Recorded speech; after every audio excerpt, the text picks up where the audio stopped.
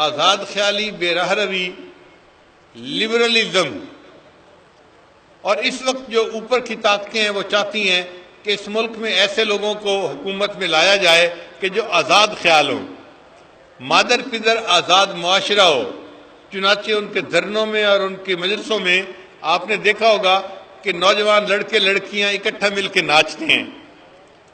یہ اسلامی تعلیمات تو نہیں ہیں۔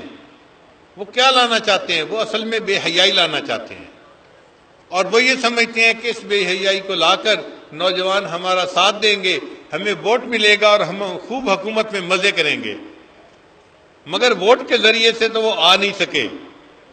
اب انہوں نے کوشش کی کہ کوئی اور چور راستہ نکالا جائے کہ جس سے ہم حکومت میں آ جائیں۔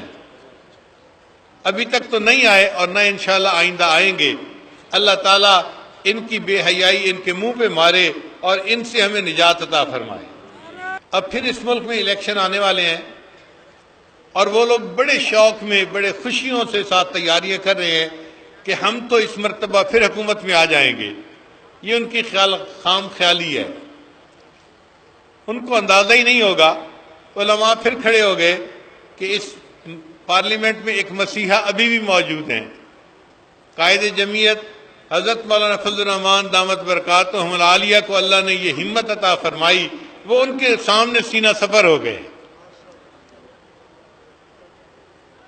اب ان کو پتہ چلا کہ مفتی کل بھی زندہ تھا، مفتی آج بھی زندہ ہے۔ دو نظام آپس میں ٹکرا رہے ہیں، ان کو تہذیبوں کا ٹکراؤ کہہ دیں یا حیائی اور بے حیائی کا ٹکراؤ کہہ دیں، بات بہت کھلی کھلی ہے۔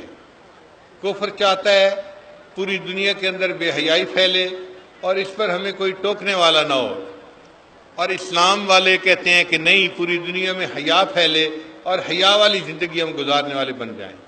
اسی لیے جو لوگ باہر ملکوں کے ایجنڈے پر کام کرنے والے ہیں وہ اس ملک میں بے حیائی پھیلانا چاہتے ہیں، اور عجیب بات ہے کہ آپ کے ووٹ لے کر وہ آنا چاہتے ہیں۔ یہ کیسے ممکن ہے؟ آپ بتائیے، آپ حیا والوں کا ساتھ دیں گے یا بے حیائی والوں کا؟ جب ہم حیا والوں کا ساتھ دیں گے تو پھر ہمارے ووٹ سے وہ کیسے حکومت میں آ سکتے ہیں؟ اس لیے اس مرتبہ جب ووٹ کا دن آئے تو آپ جمعیت کو اپنا ووٹ دے کر ان کو اپنی حکومت میں لائیں تاکہ بے حیائی کا مکمل خاتمہ ہو سکے۔